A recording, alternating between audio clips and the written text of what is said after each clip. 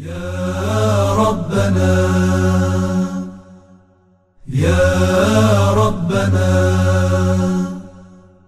يا ربنا يا ربنا صل على يا ربنا صل على طه النبي وآله يا ربنا صل على طه النبي. بسم الله الرحمن الرحيم. الحمد لله رب العالمين، وصلى الله على سيدنا نبينا محمد وآله الطاهرين. اللهم صل على Muhammad wa ali Muhammad. Mazungumzo yetu ambayo tunazungumzia katika siku hizi za mwezi wa Ramadhani ni katika mawaidha yake au katika maudhui ya tatu ya mwisho, ni kuhusiana na jambo. Maudhui yake ni kwamba ni nani Shia au Shia ni nani, kwa sababu utakuta mashia labda hawajui vizuri Shia ni nani, na wasiokuwa mashia hawajui Shia ni nani, wanawafahamu labda kimakosa. Tulielezea huko nyuma maana ya neno Shia kiufupi, tukasema kwamba ni kufuata, na mwenye kufuata mfuasi ndio anaitwa Shia. Lakini tukaona ya kwamba katika historia, yani katika utumizi wa neno hili, tunapata ya kwamba neno hili limekuwa likitumika katika matumizi tofauti tofauti. Katika siku za mwanzo wa mtume ni kwamba neno hili lilitumika kama cheo mojawapo ya vyeo vya kiroho, yani daraja mojawapo katika daraja za kiroho. Na daraja hii ni kama vile daraja ya takwa, mtu akifanya uchamungu mpaka anafikia anaitwa muttaqi, na au labda anaitwa mu'min, daraja mojawapo, au anaitwa muqin, katika muqinin, wenye yakini, ni mojawapo ya daraja hizo katika daraja za. Naye daraja mojawapo nyingine ni daraja ya Shia. Shia ndio ilikuwa yani mwenye kumfuata mtume sallallahu alaihi wa alihi wasallam, na Imam Ali ambaye alikuwa pia yeye kamfuata mtume kabisa, na kuwatawalisha yani katika maisha yetu pia, basi hapo ndio utakuwa umekuwa Shia. Sio kuamini tu, si akida tu ya kwamba mtume na Ahlul Bait wana utukufu na nini, la, bali katika na kutenda, na nyayo zako zikawa zinaingia kwenye nyayo za mtume bila kuingia mahala pengine. Sasa hiyo ndio daraja. Alafu lakini kisha baadaye tukaja tukasema lilikuja neno hili likatumika zaidi walipo ilikuwa si ati kwamba maana hii haipo, ilikuwa hipo pia, lakini sasa katika matumizi nikawa neno hili lilikaja likapanuka, likawa linatumika katika siasa. Yani walipochaguliwa au watu walipoenda wakachagua makhalifa, ikawa nini, wale waliokuwa wanaamini ya kwamba Imam Ali alikuwa ameteuliwa na mtume na ndio walikuwa nastahiki, wakawa wanaitwa mashia wa Imam Ali. Yani kwamba wao wanaamini ya kwamba Ali katika siasa anastahiki, sio tu katika imani tu, katika mambo, katika siasa anastahiki kuwa uongozi, anastahiki kuwa khalifa, wakawa wanaitwa Shia.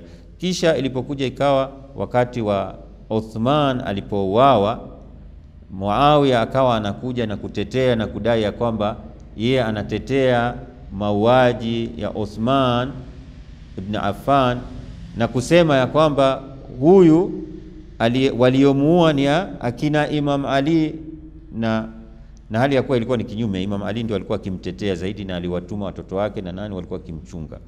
Sasa lakini ilikuwa siasa ni kwamba ndio aweze kufikia utawala, amnyang'anye Imam Ali uongozi, ambaye alikuwa ni khalifa wa 4 wakati huo pia.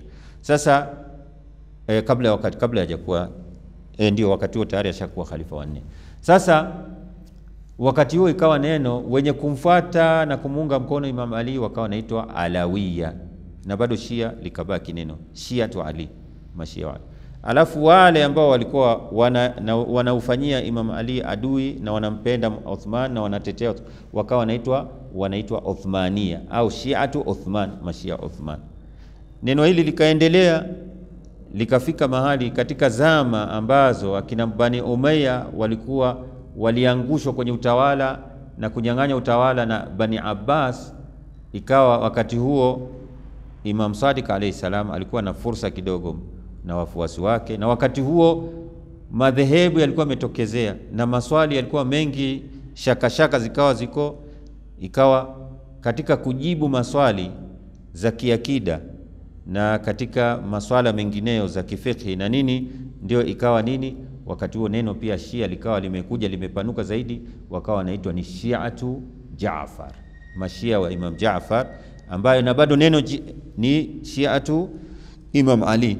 Na ilikuwa sasa hapa neno hili linatumika kwa kuangalia kwamba Imam Jaafar au Shia wa Imam Jaafar au mashia wana nini, wana mfumo wa kifikhi, wana mfumo wa kiakida, wana mfumo wa kisiasa. Sasa ikawa yani linatumika yani kama dhehebu kwa kulinganisha na madhehebu mengine. Sasa ikawa imeingia kama ni dhehebu, hata ingawa neno ni likawa lina upana zaidi, yani lina maana ya dhehebu na maana ya daraja katika daraja za kiimani. Sasa tulielezea tukaona hadithi zile ambazo zinazungumzia kuonyesha ushia ni daraja, na ndio tunaendelea katika hadithi hizo. Miongoni mwa hadithi ambazo zinazungumzia jambo hili ni kwamba Imam Sadiq alayhi salam anasema ya kwamba ala Muhammad wa yeye anaelezea Shia wa kikweli ni nani, Shia wa Imam Ali ni nani. Yani kama vile wakati wa Mtume alikuwa anaelezea pia Shia maana yake ni nini. Anasema ya kwamba innama, yani si jambo lingine ila tu ni hili, ni kwamba innama Shi'atu Ali man affa batnahu wa farjahu washtadda jihadahu wa amila li khaliqihi wa raja thawabahu wa khafa iqabahu fa idha ra'aita ulaika fa ulaika Shi'atu Jaafar. Sasa yeye anataka kuelezea Shia wa Imam Ali na ndio hao Shia wa Jaafar, kwa sababu neno hilo limekuwa, anataka kuonyesha kwamba hakuna tofauti wakati wa Imam Ali neno hili au wakati wa Mtume. Wale waliokuwa kiitwa ndio Shiatu Ali ndio bado hawa ambao ndio Shiatu Jaafar. Msichukulie tu ya kwamba Shia ni dhehebu ati ndio linatumika kama dhehebu, lakini kikweli ni daraja mojawapo ya daraja za kiimani. Anasema ya kwamba hakika Shia ni nani? Shia ni si mwingine ila tu man affa batnahu, ni yule ambaye amehifadhi tumbo lake hali vya haramu, wa farjahu, alafu kisha akahifadhi nini, utupu wake, yani hafanyi uzinifu. Huyo ndio Shia, huyo ndio Shia. Sio yule ambaye anafanya uzinifu anakula haramu, huyo haitwi Shia, yani hana daraja ya ushia. Ndio utamuita yuko katika dhehebu la ushia, anaamini, lakini bado hajafikia daraja ile ya ushia, yani kama vile tunasema daraja ya taqwa hajaifikia. Washtadda jihadahu, na jihadi yake ikawa ni imezidi jihadi, yani kujitahidi kwake katika mambo yote.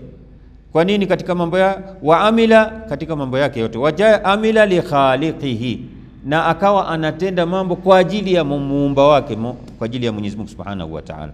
Waraja thawaba, na akawa anatarajia thawabu kutoka kwa Mwenyezi Mungu. Kwa kutenda kule akawa anatamani na kutarajia thawabu kutoka kwa Mwenyezi Mungu.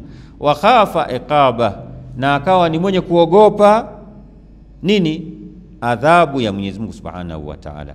Fa idha ra'aita ulaika, basi ukiwaona watu kama hawa wenye sifa hizo ambazo nimezitaja, fa ulaika Shi'atu Jaafar, hawa ndio mashia wa Jaafar, hawa ndio mashia wa Imam Jaafar Sadiq. Lakini wasiokuwa na sifa hizi basi wanajaribu kujipamba kwa Ahlul Bait kwa majina yani ya kwamba wao ni mashia, ni mashia ya kwamba wamejisifu, yani wamejipamba tu kwa jina hilo, lakini kikweli kwa daraja sio mashia. Ni kama vile waweza kumwambia mtu ni Muislamu lakini yeye si mcha Mungu, si muttaqi, sio mu'min. Ni Muislamu apiga tu shahada. Yani kwa kupiga shahada maana yake umepata daraja zote zile zingine? Bado hujafi. Lakini ukitenda utakuwa. Sasa Shia ni sifa inayopatikana kwenye kiroho, ni sifa ya kiroho ya nafsi ya moyo ambayo inapatiwa, mtu anapewa kutokana na kutenda. Baada ya kuwa ameamini, kwa kutenda ndio anakuwa nini? Anahesabika anakuwa ni Shia. Na tuliona ile hadithi nyingine inasema kuna yule alienda kudai akamwambia imamu, mimi ni Shia wenu. Akamwambia kama wewe unatutii na unaacha maovu yote basi sawa, lakini kama ufanye hivyo basi usijiite Shia. Inatosha wewe ujiite mimi ni katika wapenzi wenu, ni katika mualikum, katika wapenzi wanaokupenda. Hadithi nyingine pia inatuelezea hakika ya Shia ni nani. Pia vile vile ya Imam Sadiq alayhi salam anasema innama shi'atuna, hakika Shia wetu ambao ni wafuasi wetu, Shia wetu ni nani? Ashabul arba'ati a'yun. Al-a'yun ni watu ambao wana macho manne. Ajabu, itawezekana mtu kuwa na macho manne? Ndio, ni watu ambao wana macho manne. Macho manne ni yapi? Ainani fi ras, wana macho mawili haya ambayo kwenye kichwa tunayaona. Wa ainani fil qalb, na macho mawili ndani ya moyo. Nafsi au moyo wa mtu kama ulivyo mwili wako nje, vile vile ndani uko hivyo hivyo. Una masikio yenye kusikia na una macho pia. Yule mwenye kufaidika na mawaidha ni yule ambaye masikio yake ya kule ndani yanafanya kazi. Lakini yule ambaye mawaidha hayamuathiri, yanabaki tu yanapita huku yakitoka kule, ni yule ambaye masikio yake ya ndani ni kiziwi. Na mtu ambaye macho yake ya ndani haoni haki, hafuati haki, ni yule ambaye macho yake ya ndani pia ni kipofu. Ndio hata ile aya wengine wanaifahamu, vingine man kana fi hadhihi a'ma fahuwa fil akhirati a'ma wa adallu sabila. Mtu ambaye alikuwa katika dunia hii alikuwa ni kipofu, basi siku ya akhera pia atakuwa kipofu na katika upotofu mkubwa. Sasa maana yake hapa tunafahamu ya kwamba sio yule ambaye alikuwa anakuona, anaweza kuwa kipofu wa macho haya hayaoni, atakuwa pia ni kipofu huko, pia atafufuliwa kipofu pia haoni. La, maana yake si hivyo. Maana yake ni kwamba macho ya ndani yalikuwa yana upofu, alikuwa haoni haki, na siku ya kiyama atakapofufuliwa macho yake, kwa sababu alikuwa haoni, ndio hivyo hivyo atakuwa, lakini macho yake ya juu yako vile vile. Ndio inasema ya kwamba wa ainani fil qalb, macho yake mawili yuko nayo. Wa illa ala wal khalaiq kulluhum kadhalika, lakini tambueni kwamba viumbe wote wako hivyo hivyo, yani wako na macho manne. Illa anna Allah azza wa jalla fataha absarakum, ila tu ni kwamba Mwenyezi Mungu, nyinyi mashia wenye daraja ya ushia, sikusema wenye madhehebu la ushia, nyinyi ambao ni mashia kimatendo, Mwenyezi Mungu ameyafungua macho yenu. Wa a'ma absarahum, na watu wengine ameyafunga macho yao, yani ameyafanya kuwa mapofu macho yao. Sasa kunaona tofauti ya Shia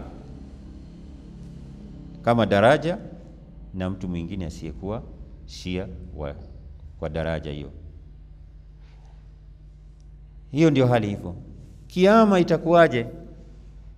Mke wa Mtume aliulizwa, Ummu Salama, suilat Ummu Salama zaujun nabi, mke wa Mtume aliulizwa swali an Ali ibn Abi Talib, akaulizwa vipi kuhusu Ali ibn Abi Talib, yeye na uhusiano wako na Mtume na nini, vipi? Akasema ya kwamba faqalat sami'tu Rasulullah, nilimsikia Mtume akisema ya kwamba yaqul anna aliyan wa shi'atuhu humul faizun, ya kwamba Ali na mashia wake hao ndio watakaofaulu siku ya kiyama. Mashia yani daraja, sisemi dhehebu. kwa sababu mtu aweza kuwa ni anajidai kwamba ni mfuasi, anapenda nini, lakini ni mlevi, ni mcheza karata zile au kamare na mengineo anafanya yote, ni yote sifa zote labda utampata. Hiyo imani itamtosha? Haitoshi. Shia sio huyo. Shia ni yule ambaye anatenda na kutekeleza ipasavyo. Nyingine ya Mtume sallallahu alayhi wa alihi wasallam,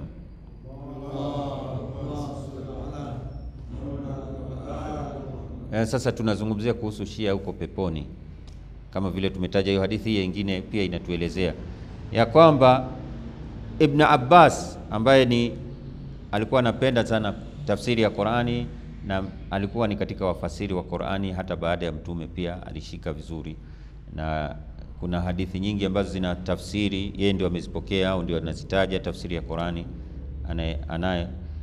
Alimuuliza Mtume,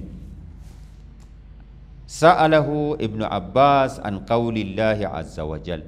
Ibn Abbas alimuuliza Mtume kuhusu kauli hii ya Mwenyezi Mungu, as-sabiquna as-sabiqun ulaika al-muqarrabun. Hii iko katika sura ya Qur'ani ya suratul Waqi'a. Akauliza nini maana yake as-sabiquna as-sabiqun, yani waliotangulia ndio waliotangulia, na ulaika al-muqarrabun hao ndio watakuwa katika daraja ya muqarrabin, kwa sababu muqarrab katika daraja pia ni katika daraja mojawapo ya daraja zile za muqarrabin, kama vile malaika Jibril na nani, au ni muqarrabin, mitume ni muqarrabin, au watu wa kawaida. Kuna wale ambao wanaenda mpaka wanafikia pia daraja ya muqarrabin. Sasa ni nani hawa? Ni nini maana yake, maana muqarrabin? Kwa sababu nikielezea pia nirudi nyuma kidogo, ni kwamba daraja kama vile ziko, tumesema kuna Uislamu ndio daraja ya chini, kuna iman pia zinaingia. Iman pia ni pana zaidi, inabeba daraja zote, wote wanaitwa waumini pia, ila tu Muislamu sio muumini, sio kila Muislamu anakuwa muumini kwa daraja, mpaka ajitahidi afanye. Alafu kuna muttaqin, ni mcha Mungu, ni daraja nyingine. Kuna daraja ya muqinin, kuna muhsinin, mutatahhirin, kuna abrar na nini, mpaka unafika kuna muqarrabin. Hizo ni katika, kuna mukhlisin. Hizo zote ni sifa, si sifa tu za ni daraja ambazo ziko. Kuna zile zinatofautiana, kuna yule ambaye yuko daraja ya juu, kuna mwingine hivyo. Mitume daraja ya juu pia wanafikia ni mukhlasin. Kuna watu wa kawaida wanafikia mukhlisin, lakini mukhlasin hakuna anayefikia, ila ni katika wale mitume ndio wanafikia. Kama vile shetani alisema, la ughwiyannahum ajma'in, nitawapoteza watu wote, illa ibadakal minhumul mukhlasin, ila tu waja wako ambao ni mukhlasin. Hiyo daraja shetani hana nguvu ya kufanyia. Sasa muqarrabina naye pia ni daraja mojawapo. Sasa nani wanafikia daraja ya muqarrabin? Qala Jibrail akamjibu. Qala li, Mtume anasema kwamba Jibrail alimwambia hivi, maana ya hii aya, qala li Jibrail dhalika Ali wa shi'atuhu, wale watakaofika huko ni Ali na mashia wake. Yani si haimaanisha kwamba Mtume yuko katika hiyo, yani kwa watu wasiokuwa Mtume watakaofikia daraja hiyo ni Ali na mashia wake. Humul as-sabiquna ila al-janna. Maana sabiquna ni nini? Ni wale ambao wametangulia kuingia peponi, yani wanajitahidi kwa kutenda, kama vile watu wanatoka wanashindana hiyo marathon au 100 meters. Yule ambaye ametangulia, amefika kwanza, yani anajitahidi kufika kwenye ile line ya kwanza. Hawa ndio asabiquna, wanajitahidi kupigania ili kuwashinda watu wote kufika kuipata pepo. Asabiquna ila aljanna, wenye kutangulia kuingia peponi au kutaka kuingia peponi. Almuqarrabuna min Allah, na maana ya muqarrabun asabiquna sabiquna hulaika almuqarrabun, au ndio wenye kufanya kuwa muqarrabin, wenye kujikurubisha. Maana yake ni muqarrabuna min Allah, waliokurubishwa kwa Mwenyezi Mungu, bikaramatihi lahum, Mwenyezi Mungu kwa kuwakirimu Mwenyezi Mungu amewakirimu. Naona tufike hapo kwa sababu wakati umesonga. Inshallah tumswalie Mtume kwa kumalizia kikao chetu.